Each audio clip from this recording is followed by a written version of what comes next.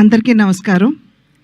ఈరోజు నందమూరి కుటుంబానికి చెందినటువంటి ఇంకొక తరం తెలుగు చలనచిత్ర రంగంలోకి కాలు పెట్టింది. సాధారణంగా కళాకారుడంటే తపస్వి కింద లెక్క. ఎంతో తపస్సు చేసి అంకిత భావంతో పనిచేసిన తర్వాత తెలుగు కళామ తల్లి ఆశీర్వాదం ఉంటే ఉన్నత శిఖరాల్ని అధిరోహించేటువంటి అవకాశం ఆ కళాకారుడికి ఉంటుంది. ఆ కళ ఏదైనా కావచ్చు, నటన కావచ్చు, సంగీతం కావచ్చు, నృత్యం కావచ్చు, శిల్పకళ కావచ్చు, చిత్రలేఖనం కావచ్చు, ఏదైనా సరే. మా తరానికి ముందు తరం నందమూరి తారక రామారావు గారు నిజంగా ఆయన ఒక కళా తపస్వి. ఆయన క్రమశిక్షణతోటి అంకిత భావంతో తన జీవితాన్ని చలనచిత్ర రంగానికి అంకితం చేసినటువంటి సందర్భంలోనే ఇవాళ చలనచిత్ర రంగంలో వారి పేరు స్వర్ణాక్షరాలతో లిఖించబడి ఉన్నది. తెలుగు చలనచిత్రం ఉన్నంత వరకు వారు చిరస్మరణీయులు అనేటువంటి విషయం మనం అందరం గుర్తించవలసినటువంటి అంశం. ఆ తర్వాతి తరానికి వచ్చేటప్పటికి నందమూరి బాలకృష్ణ, నందమూరి హరికృష్ణ గారు వారిరువురు కూడా చలనచిత్ర రంగమే ఉచ్చ నిశ్వాసలుగా తెలుగు కళామ తల్లికి సేవలు అందించినటువంటి నేపథ్యంలో వారు కూడా తెలుగు చలనచిత్ర రంగంపై చెరగని ముద్ర వేసినటువంటి విషయం.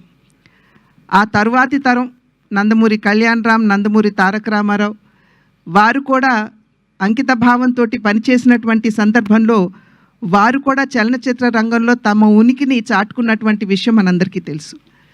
అదే విధంగా ఇప్పుడు ఆ తర్వాతి తరం నందమూరి తారక రామారావు, అంటే మేము ముద్దుగా రామ్ అని పిలుచుకునేటువంటి నందమూరి తారక రామారావు ఇవాళ చలనచిత్ర రంగ అరంగేట్రం చేయటం జరిగింది. ఆ బిడ్డకి ఖచ్చితంగా తెలుగు కళామ తల్లి ఆశీర్వాదంతో మా తండ్రి గారు నందమూరి తారక రామారావు గారి ఆశీస్సులు, అదేవిధంగా మా అన్న నందమూరి హరికృష్ణ గారు తప్పకుండా వారు ఇందాక చెప్పినట్టుగా ఆయన ఆకాశం నుండి తన మనవణ్ణి చూసుకుని మురిసిపోతూ ఉండుంటారు. అదేవిధంగా జానకి రామ్ యొక్క ఆశీస్సులు కూడా ఖచ్చితంగా రామ్కి ఉంటాయి అని చెప్పి విశ్వసిస్తూ మా అందరి ఆశీస్సులు కూడా ఎప్పుడూ కూడా అతనికి ఉంటాయి అని చెప్పి తెలియజేసుకుంటున్నాను. అదేవిధంగా వైవిఎస్ చౌదరి గారు ఆంజనేయుడి హృదయంలో రాముడు ఏ విధంగా కొలువు తీరి ఉంటారో వైవిఎస్ చౌదరి గారి హృదయంలో స్మృతిలో నందమూరి తారక రామారావు గారు కొలువు తీరి ఉంటారు.